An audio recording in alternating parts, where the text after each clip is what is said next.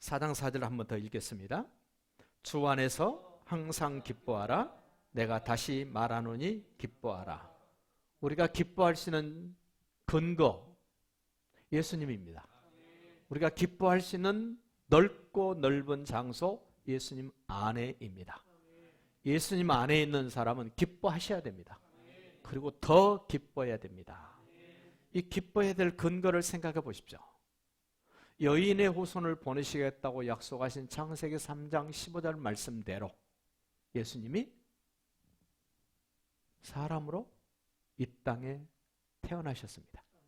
말구육관에서 태어나셨습니다.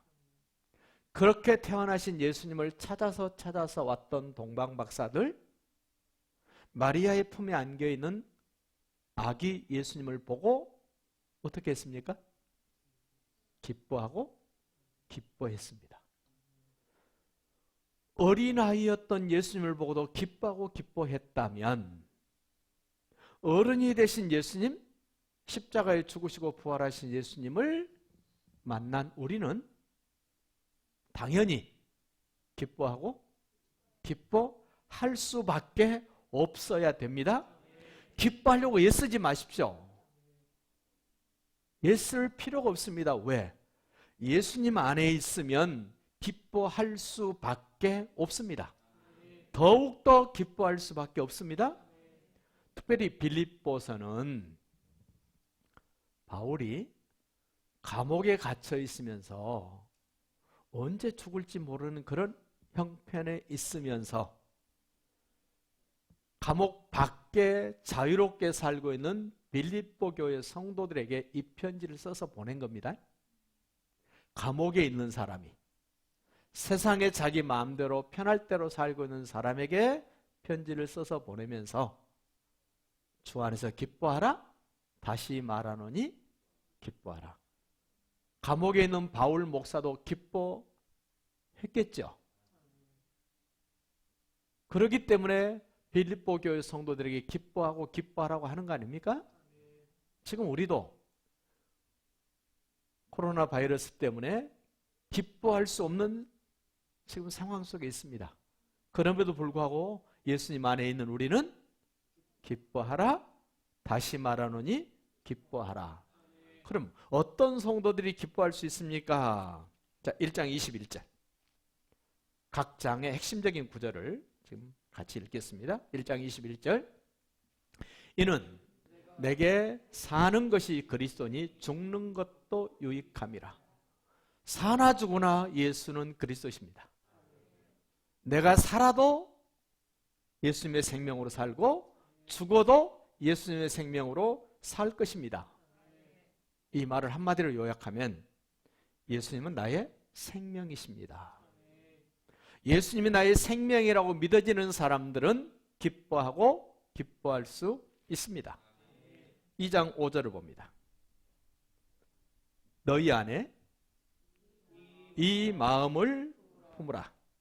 곧 그리스도 예수의 마음이니 그는 근본 하나님의 본체시나 하나님과 동등됨을 취할 것으로 여기지 아니하시고 오히려 자기를 비워 종의 형체를 가지사 사람들과 같이 되셨다. 너희는 이 마음을 품으라. 곧 그리스도 예수의 마음, 겸손한 마음입니다. 예수님의 마음. 예수님이 나의 모범이 되신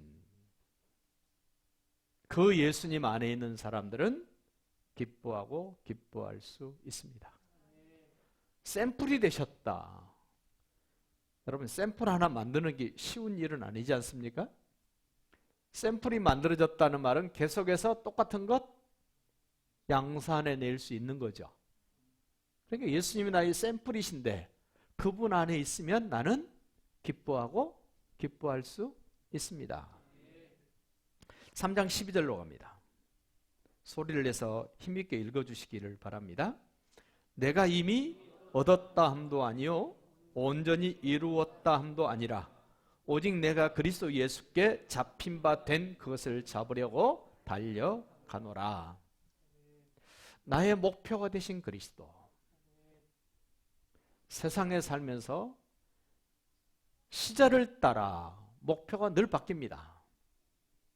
내가 어렸을 때, 내가 청년 때, 내가 어른 때, 내가 늙었을 때 내 삶의 목표가 늘 바뀝니다마는 기뻐하고 기뻐할 수 있는 사람은 어렸을 때나 젊었을 때나 늙었을 때나 언제든지 예수님은 나의 목표가 되시면 기뻐하고 기뻐할 수 있습니다. 4장 13절 봅니다. 내게 능력 주시는 자 안에서 내가 모든 것을 할 수 있느니라. 이거는 여러분이 요약해 보십시오.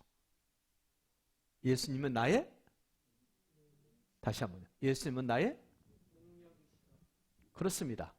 예수님이 나의 능력이라고 믿어진 사람은 기뻐하고 기뻐할 수 있습니다.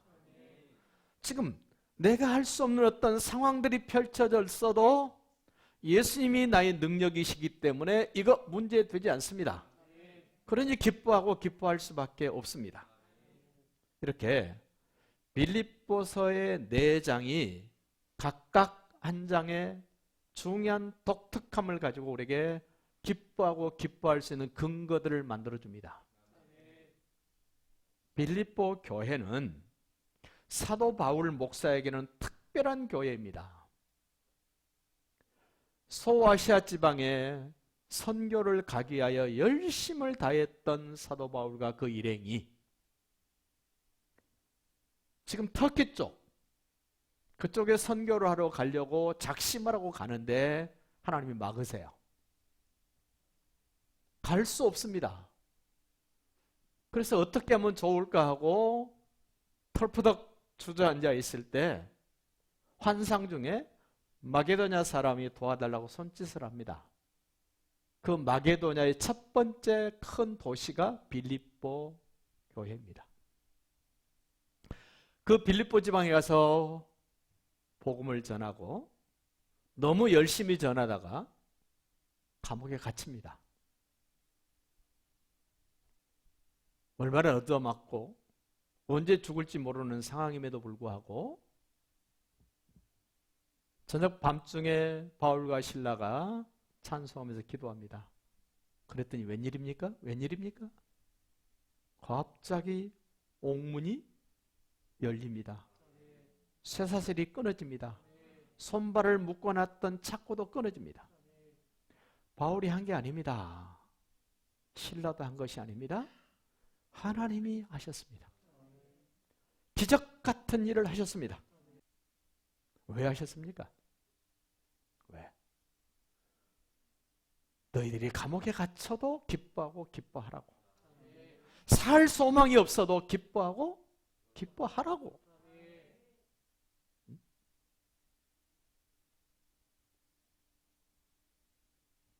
오늘 말씀의 제목을 선택합시다입니다. 뭐 하자고요? 여러분, 환경은 우리를 행복하게 해줄 수 없습니다. 돈이 나를 행복하게 해줄 수 없습니다. 그런데 많은 분들이 착각하고 삽니다. 환경이 좋으면 내가 행복할 거라고. 돈이 많으면 내가 행복할 거라고 생각들을 하고 삽니다. 돈 많은 이재용이 보십시오. 어떻습니까? 돈 많은 이재용이 동생. 왜 자살합니까? 행복한데, 돈 많으면 행복한데. 돈 많은 사람들이 왜 그렇게 늘 쇠고랑차고 감옥을 갑니까? 행복한데? 우리 속지 맙시다. 돈이 행복을 주지 않습니다. 환경이 행복을 주지 않습니다. 그러면 무엇이 행복을 줍니까? 내 마음입니다. 내 생각입니다. 내 말입니다. 생각을 어떻게 선택할 것인지, 내 마음을 어떻게 선택할 것인지, 내 말을 어떻게 선택해서 할 것인가를 여러분이 생각하십시오. 그 생각을 선택하고 마음을 선택하고 여러분의 말을, 여러분의 행동을 선택해 보십시오. 기뻐할 수 있는 쪽으로. 기뻐할 수 있는 쪽으로.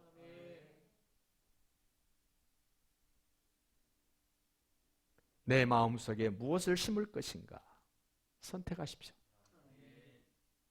내 생각을 무슨 생각을 해야 내가 행복할 것인가를 선택하십시오. 행복은 환경이 아닙니다. 돈이 아닙니다. 행복은 선택입니다. 아무리 좋은 환경이 있어도 자기가 불행하다고 선택하면 그 사람 불행합니다. 아무리 힘들고 어려운 환경 속에 있지만 자기가 행복하다고 자기 마음과 생각과 말을 선택해서 하면 그 사람 행복합니다. 여러분 누구 때문에 불행했습니까? 누구 때문에? 자기 자신 때문에. 누구 때문에 행복했습니까? 자기 자신의 생각과 마음과 그 말과 행동 때문에 행복한 겁니다. 우리는 좀 더 발전시켜서 예수님이 주신 생각으로, 예수님이 주신 마음으로, 예수님이 주시는 감정으로, 예수님이 주신 말씀 때문에 행복해질 수 있기를 바랍니다. 예수님 안에서 선택합시다. 예수님 안에서 기쁨을 선택하는 것은 지혜입니다. 감옥에 갇혀 있으면서도 바울이 뭘 선택했습니까? 기쁨을 선택했습니다. 기쁨을 선택할 수 있는 것은 크나큰 은혜 중에 은혜입니다.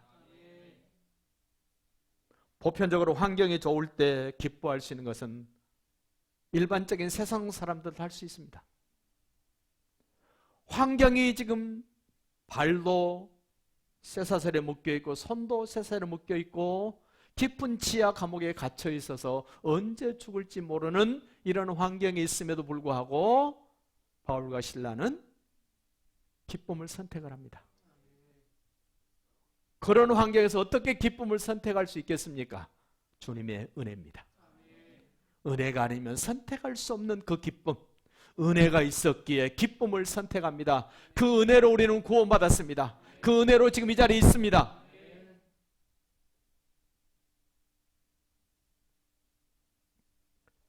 인격적인 사람은 선택하는 지혜가 있습니다. 여러분과 저는 로봇가 아닙니다. 쇳덩어리로 만들어놓은 기계가 아닙니다. 여러분과 저는 인격적인 사람입니다. 로봇은 주인이 입력한 대로 움직이고 반응하고 끝입니다. 그러나 우리는 의지가 있습니다. 감정이 있습니다. 지식이 있습니다. 그 의지, 그 감정, 그 지식 가지고 우리는 선택할 수 있기를 바랍니다. 무엇을 선택하실랍니까? 지금 고백해 보십시오. 무엇을 선택하실랍니까? 기쁨을 선택하십시오. 기쁨을 선택해야 행복해집니다. 행복이 기쁨을 주는 것이 아니라 기쁨을 선택해서 그 기쁨을 계속 내가 되뇌이고 말하고 생각하고 표현하고 기뻐했더니 자신도 모르게 행복이라는 게 물결쳐 옵니다. 자기 마음은 완전히 돌짝밭인데 무슨 행복이 만들어지겠습니까? 여러분 진리를 선택하시길 바랍니다. 영원히 변함이 없는 진리를 선택하시길 바랍니다. 진리는 하나님 아버지입니다. 그분의 말씀이 진리입니다. 우리를 구원하러 오신 예수님이 진리입니다. 우리를 도우시러 오신 보혜사 성령님이 진리입니다. 이 진리를 선택하면 변함이 없기 때문에 기쁨도 변함이 없이 계속될 줄로 믿습니다. 다른 것으로 자꾸 선택을 하니까 진리가 아닌 쪽을 선택하니 자꾸 변질되잖아요. 자꾸만 이상해진단 말입니다. 여러분 기쁨을 선택하시기를 바랍니다. 행복은 마음에서 만들어지는 것입니다. 기쁨의 마음이 있을 때 행복이 생산되어집니다. 마태복음 5장 1절로 12절 한번 생각해 보십시오. 예수님이 산에 올라가시니까 많은 무리가 나옵니다. 아무 말씀 안 하고 계시다가 12명의 제자들이 예수님 앞으로 나오시자 입을 열어 가르쳐 이르시되 복이 있단다 심령이 가난한 자는. 왜냐하면 저희가 천국을 애통하는 자는 복이 있단다. 왜냐하면 저희가 하나님의 위로를 받을 것이기 때문에. 마음이 청결한 자는 복이 있단다. 왜냐하면 저희가 하나님을 볼 것이기 때문에. 전부 마태복음 5장에서 말하는 복이라는 말은 행복이라는 말이에요. 여러분 행복하고 싶으면 예수님 앞에 나오십시오. 예수님 앞에 나오지 않고는 행복해질 수가 없습니다. 그래서 세상 사람들은 진정한 행복을 모르고 살다가 죽습니다. 예수님 앞에 나오면 진정한 행복이 무엇인가를 알기 시작합니다. 그리고 그 예수님이 가르치시는 말씀을 계속해서 듣고 배우고 깨달아갈 때 진정한 행복이 계속 누리게 될 줄로 믿습니다. 우리에게 그 엄청난 것들을 주셨습니다. 우리는 예수님 안에서 기쁨을 선택하시기를 바랍니다. 나는 예수님 안에 있는 사람인가? 예수님 안에 있는 사람은 가장 좋은 것을 선택할 줄 아는 사람이에요. 그것이 기쁨을 선택하는 겁니다. 똑같은 집에, 똑같은 환경에 두 사람이 삽니다. 근데 한 사람은 늘 기뻐하는데 한 사람은 늘 불평합니다. 뭐가 문제입니까? 네? 뭐가 문제입니까? 환경이 문제면 같이 불평해야죠. 그런데 그의 마음속에 선택한 것이 불평을 선택했기 때문에 그 사람은 아무리 좋은 환경에도 불편합니다. 아무리 좋지 않는 환경일지라도 기쁨을 선택할 줄 아는 사람은 그 가운데서도 기뻐합니다. 여러분 누군가로부터 사과를 선물로 받아본 적이 있으시죠? 저와 함께 말씀을 나눴던 어떤 여자 전사님이 사과를 한 상자 보내왔어요. 그분 성품에 이런 사과를 보낼 분이 아닌데 박스를 딱 열고 보니까 사과가 너무 이상한 게 온 거예요. 그래도 그 중에서 제일 좋은 것을 골라서 먹었어요. 그 다음 날도 제일 좋은 거 골라 먹고 마지막까지 제일 좋은 것만 골라서 먹었어요. 전화가 왔습니다. 목사님, 사과 받으셨죠? 예. 좋은 것 받으셨죠? 글쎄요? 그랬더니 목사님 바르게 말씀해 주세요. 사과가 좀 이상한 게 왔습니다. 그랬더니 그분이 사과 파시는 분에게 다시 간 거예요. 아니 제일 좋은 거 보내준다고 약속하고 내가 돈을 지불했는데 제일 좋은 것 값을 지불했는데 받으신 분이 이상한 사과가 왔다고 그러시던데 어떻게 된 겁니까 했더니 사과 파시는 분이 미안하다고 사과하고 새로 사과가 왔어요. 우리가 선물로 누구에게인가 내가 보지 않고 어떤 물건을 선물로 보내라고 할 때는 꼭 받으신 분에게 확인해 보세요. 저도 확인을 안 해보는 쪽인데 제가 그거를 경험하고는 확인해 봐야 되겠다. 괜히 선물하고도 욕먹을 수 있겠다. 그 다음에 다시 전화가 왔습니다. 너무너무 좋은 게 왔습니다. 그랬더니 그랬어야 되는데 목사님 제가 잘못했습니다. 그러더라고요. 그래서 제가 그랬습니다. 아니요 전사님, 저는 처음 사과부터 끝까지 좋은 것만 골라 먹었습니다. 여러분도 보세요. 여러분의 인생이 꼬였을지라도 그래서 제일 좋은 게 있을 거 아니에요. 지금 상황에서. 반대로 생각해 보십시오. 어떤 분이 선물로 사과를 보내왔는데 첫 번째 골라 먹은 걸 제일 안 좋은 걸 골라 먹었어. 썩을까 봐서. 그 다음 날도 제일 안 좋은 걸 골라 먹습니다. 그 한 상자 다 먹을 때까지 이분은 뭘 먹은 거예요? 안 좋은 것만 골라서 먹었습니다. 누구 마음입니까? 자기 마음이죠. 좋은 걸 골라 먹는 것도 자기 마음이고 안 좋은 것만 끝날 때까지 골라 먹는 것도 자기 마음이에요. 여러분은 지금까지 무엇을 골라 잡수시면서 살았습니까? 이제는 어떻게 하실랍니까? 아직도 나는 안 좋은 걸 찾아서 뒤져가지고 나 안 좋은 거 골라 먹으랍니까? 역사적인 사명을 띠고 하신다면 할 수 없지만 여러분이 아니어도 세상 사람들은 지금 그렇게 안 좋은 것만 고르고 있는 사람이 너무 많습니다. 여러분까지 그렇게 안 하셔도 괜찮습니다.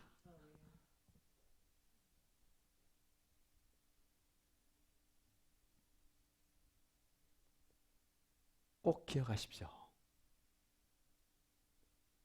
기쁨을 담은 생각을 선택하십시오.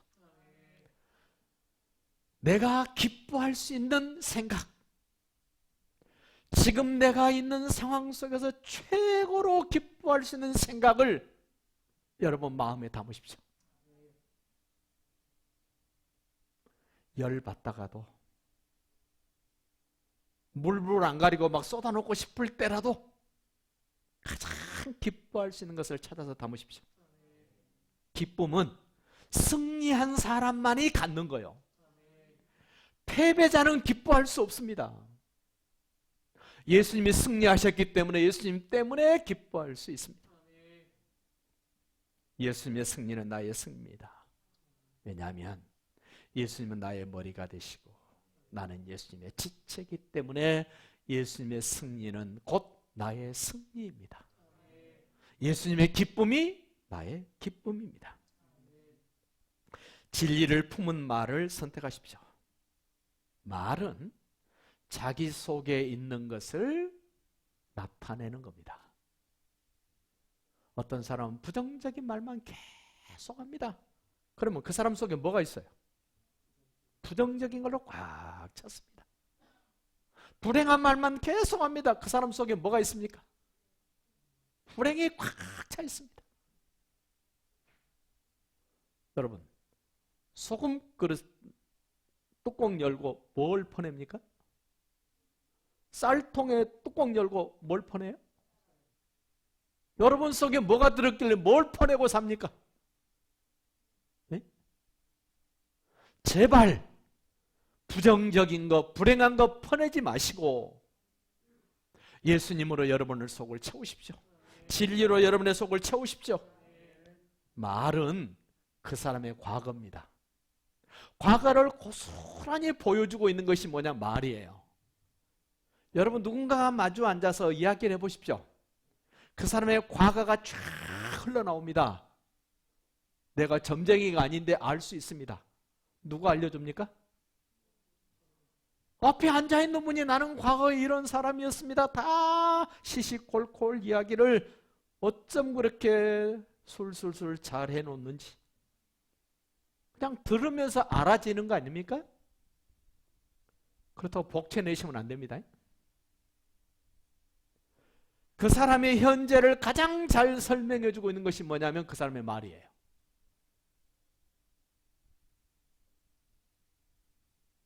놀라지 마십시오. 그 사람의 말을 가만히 들어보면 그 사람의 미래가 보입니다. 그분의 영원한 삶이 보여집니다. 무당보다 낫지요, 목사가 훨씬. 여러분의 속에 있는 것들이 겉으로 표현되지는 말을 들으면 과거가 훤히 보이고 현재가 보이고 미래가 보일 뿐만 아니라 영원의 모습이 보인다는 사실을 아셔야 돼요. 그리고 놀라셔야 됩니다. 아, 말 그게 별거 아닌 줄 알았는데 말이 굉장하구나.